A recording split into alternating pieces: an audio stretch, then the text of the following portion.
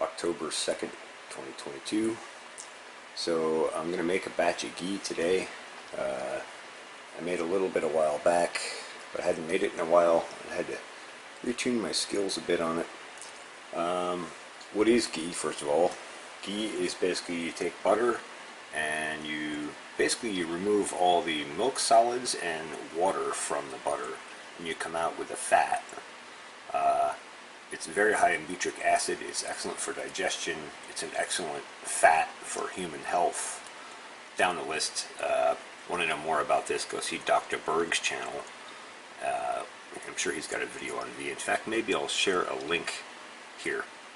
Anyway, so I want to get back to making ghee again, and so I bought a bunch of butter. I bought 3 pounds of butter. I use this Kate's, it's basically organic, 100% pure butter. I really would prefer a grass-fed butter for making ghee, but it's super expensive, and you can see I'm buying quite a quantity here. This stuff is $6 a block. So, anyway, so ghee you usually yield about I don't know, it's about 80% ghee from the butter that you start with. So first thing we're going to do is melt it down. We're going to just put it in the pan, let it melt down slow, and then we'll go, well, we're getting there. I gotta tell you, that's a lot of pats of butter to undo. You might ask, why so much ghee? Because it takes some time to make it, and I figure if I'm going to make it, I might as well make a big batch of it. And it is shelf stable and storable for years after it's made into ghee.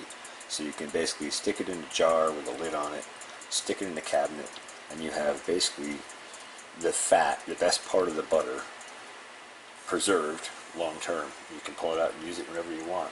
Makes an excellent substitute for butter for cooking. I like it in my coffee. It's delicious for the bullet coffee, and it's good for all sorts of other stuff as well. I won't babble on here. Phew! Alright, well that took a minute. So, 3 pounds of butter in the pot. Ghee, let's see, so, one other thing I want to mention about butter and ghee. Very high in retinol, which is the active in the human body form of vitamin A. Very important for night vision, for oral health, especially gums and teeth, and on down a long list of stuff. But I just want to say, if you're going to make ghee, and this is especially true for all fats and oils, you should watch anything you're cooking on the stove always. Ghee is a special class of these fats and oils, which is even more important to watch, because butter is comprised of the butter fat, the caseins, which is the milk protein basically, and some water moisture. And that water moisture, when you start to warm this up, remember, fats and oils rise to the top of water. So you have a water pocket building up on the bottom of this pot. If you're not stirring this continuously as you're heating it up, that water pocket can reach a temperature at which point it will flash to steam, and it will explode this fat all over you, the stove, and anything in sight, and you will get very bad burns. So, that said, when you're making ghee, as soon as that butter gets melted like that, you want to be stirring it. And you can see I still have some solid butter in here, so I'm not quite at that phase yet.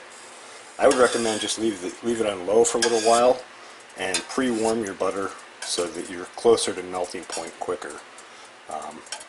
But once you get all the solid butter out of here, you're going to need to be stirring this all the time so that you don't have that water pocket develop on the bottom. Because what we're going to do here is bring this butter up to about 220 degrees Fahrenheit. And that is going to drive off the moisture that's in there from the butter, and it will basically curdle and caramelize the caseins, or fat protein, or milk proteins in there, and they will actually settle out to the bottom. And then we'll pour this off, and we'll also pour through a filter, and then you end up with pure, clear, beautiful, dark golden ghee. But I just want to warn you to observe some safety precautions. And I also want to say, I'm not liable if you do something stupid in your own home and burn yourself or burn your house down. It's on you when you're cooking on your stove, so don't come back to me. Alright, enough about safety and all that. On with it. So let's have a before look at it.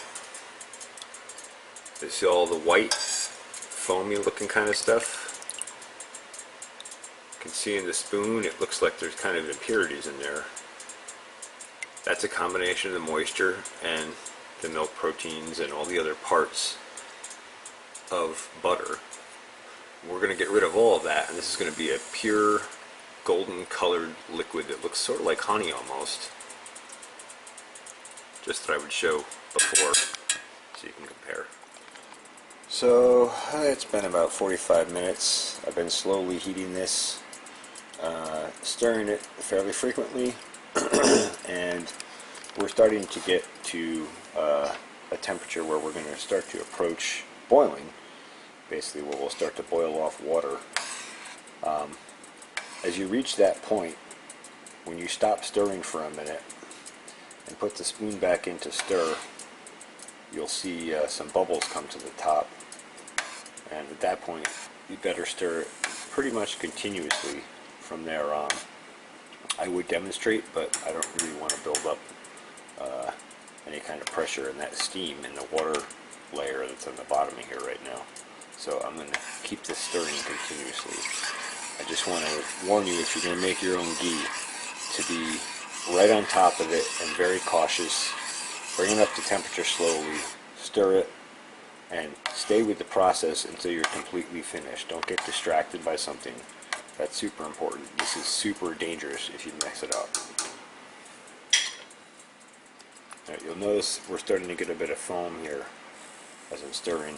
That's good. That means we're getting up to that temperature where it all is kind of mixing together, so we can actually make the ghee and separate the water and the milk solids from it. Meantime, I've got a little makeshift gig here for straining out. When we get done making the ghee, we'll want to strain out any impurities that are left from the milk solids. And I have this nice beaker from years back when I bought some lab grade gear because I was messing around with different oils and fats. And we're just using a coffee maker funnel and screen as our makeshift funnel for pouring off into. I like these coffee maker screens for all kinds of oils, tinctures, all that kind of stuff. Super fine screens, so you can take out all the impurities and have just the oil or fat that you're after. So whether you're making ghee or whether you're making medicinal oils like, say, with holy basil or salves or anything, that kind of stuff, that's a great way to get any of the vegetable matter and plant material back out and have just a pure, clean, fat oil or whatever. So just a pro home tip or a pro cob job tip, something like that. Okay, I've been stirring continuously. Let's see, it's 5:49. I started this a little after 4, maybe 4:15, so about an hour and a half in before we're starting to get near the boiling temperature. Like I said, stir continuously. You can see the foam building up on the surface now when I stir. And also, as you start to reach that temperature, you'll see the kind of convective, it's not quite boiling, but you'll see that as you stir that the heat underneath has more effect on it. You'll see it start to kind of, sort of bubble swirl. Okay, 6 o'clock, so about an hour and 45 minutes to get to this point, but this is where we actually get to where we're start converting the ghee. Let's see if I stop stirring for a couple of seconds here. See how it starts kind of bubbling, like it's boiling? That's what we've been trying to get to. Now it's going to take some time to boil off the moisture. Basically what we're doing is boiling off the moisture, and then the milk fat solids will basically kind of carbonize, crystallize, caramelize, something like that. And most of them will drop out, and the ones that don't will get filtered out when we pour off into that screen. But this is the long-awaited temperature range. Okay, so now we're simmering along. So now you can kind of stir occasionally as you go. What we've done in getting up to this simmering point, we basically are at about boiling temperature right now. And so as the water approaches the steaming point, that steam rises out and pops out as these bubbles. Ooh. And you can see why you need to keep stirring continuously, so you don't have boiling eruptions of fat all over a burner and then catch fire. By the way, I would not do this over a propane stove. A lot more fire hazard involved with direct flame there. Anyway, just a demonstration of what's going on there and an explanation of the whys and hows. So at this point, when we stop stirring for just maybe 20 or 30 seconds, you'll see it kind of restore back to simmering. And you'll see these pools of foam kind of collect. So what we can do now is start skimming foam off, because that foam is a lot of the impurities that we're trying to get rid of as we clarify this. So gradually as it cooks, we just kind of work our way along. Try not to skim any of that nice yellow fat that we're after out. I apologize for horrible lighting, but I haven't put up a good light over the stove yet. So for now, this is what we're stuck with. But see, and I tend to let that foam simmer up a little bit once I've skimmed a little bit off. Find it skims easier as it starts to cook up and harden or whatever it does. You can see all the milk fats in this that we're skimming out. So we're looking to remove milk fats and moisture. We'll be left with just the pure fat. Okay. See you in a bit. Okay, 6:45, so close it on 3 hours. Simmering along nicely, starting to darken and yellow up a bit. And I just dialed back from a 2 to a 1.5, and I'll probably go a little bit lower in a bit. The reason for that is you have to remember that 80 or more % of this is fat and milk solids, and only a very small percentage of this is actually water. And so fat doesn't boil like water does. Water, when you reach that boiling point and it converts to steam, there's a point where it needs a lot of energy to make that conversion. But if enough of it gets that conversion at once, that's what causes that explosive pocket of steam I was talking about that blows fat everywhere. And so as the temperature of this comes up, as there's less and less water here as we boil it off, we have to be very careful not to make the little bit of water that's left in there turn to steam too quickly and end up boiling over and scalding us, burning us, setting our house on fire, etc. So I've backed off the temperature a little bit, and that's why. So you can see that's really starting to clarify, turn that nice golden color. You can see how small those bubbles are coming up, and I've been stirring this all along.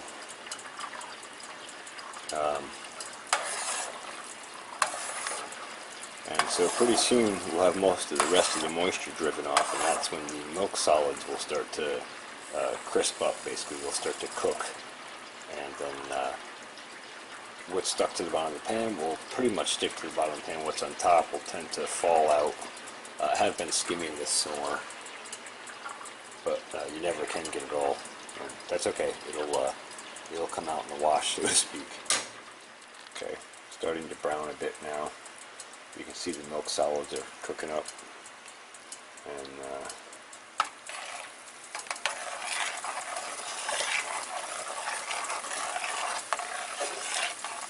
a little less violent when we stir it now with the bubbles, so that's a good sign.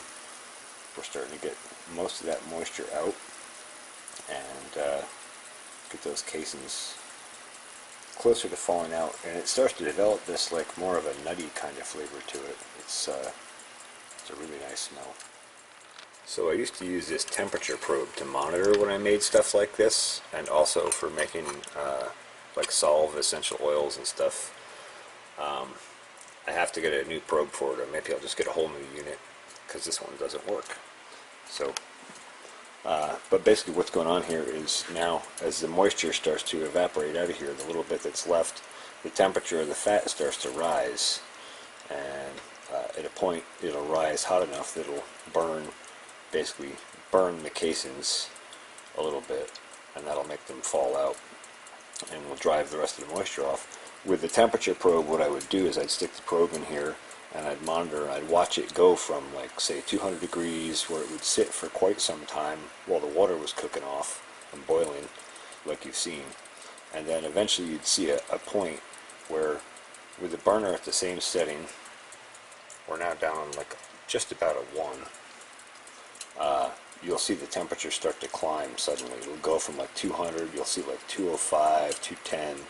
Basically, I would let it go up to about 240, 250, and then you know you've driven most of the moisture off and it's done. In this case, I just have to use the visual monitor of, you know, stirring and watching the color of the casings. They'll turn a pretty dark brownish color by the time we're all done with this. So now, if you look close as I stir here, in the middle, you'll see the casings as like whitish, brownish particles.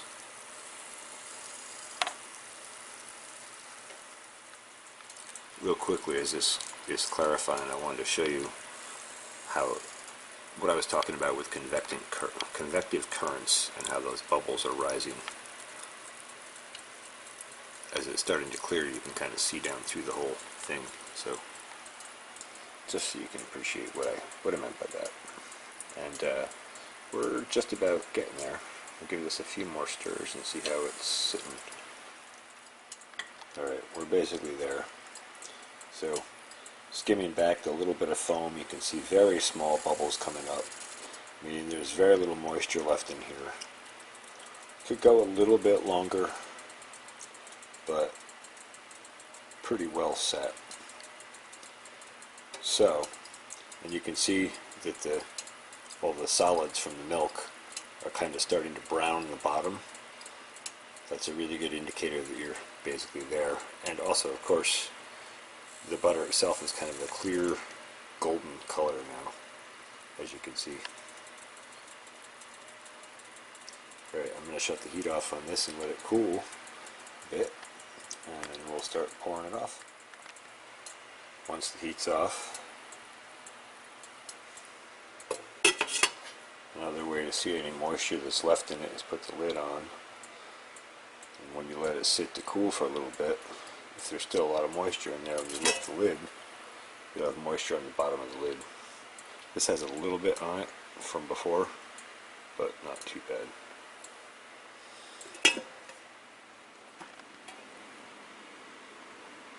Okay, new moisture spot here and there. So we still have to cook this down a bit more because there's still moisture in there. So we're going to go back to that like 1.5 setting or so and keep it simmering. That was maybe a 5-minute break. Okay, extra dark now. I'm going to call it. I'm going to turn the heat off, let this sit for a while and cool, and we'll just pour it off to the strainer. Alright, there you go. It's still fairly hot, but it's cooled enough to be a little more handleable. And I'm just going to go ahead and pour off. Pouring away from the foam, of course. Pouring from this side. Okay, just poured down through the screen basically. There you go. 1,000 milliliters right there of golden goodness. And about another 1,000 in the pot still. I made a lot. So I ordinarily would go off into wide mouth quart jars. I don't have any wide mouth quart jars yet because I'm still getting resettled back in New York. So I'm going to go into the cottage cheese containers here. I hate going into plastic. I would rather stay in glass, but in this case for now. And it doesn't matter because this is going to get used quick. This time of year I go through a ton of ghee. Well, there we go. 3 nice sized cottage cheese containers worth. We started with, what, 3 pounds of butter? Probably got about 2.5 pounds of ghee, I would say, out of it. Somewhere in there. Anyway, nice stuff. Nice golden color. I like making this in the fall because the forages are better. That makes a darker colored butter, and that gives us a darker, more rich ghee, higher in trace mineral nutrition and polyphenols and all those little complex, elusive compounds. And the flavor is excellent. So, that's it. That's how I make ghee. I hope you found this interesting or informative. I'll just give you a shot of the bottom of the pan here. You can see all the remaining milk solids and such. Thanks for watching the Pharmacy Seeds Network.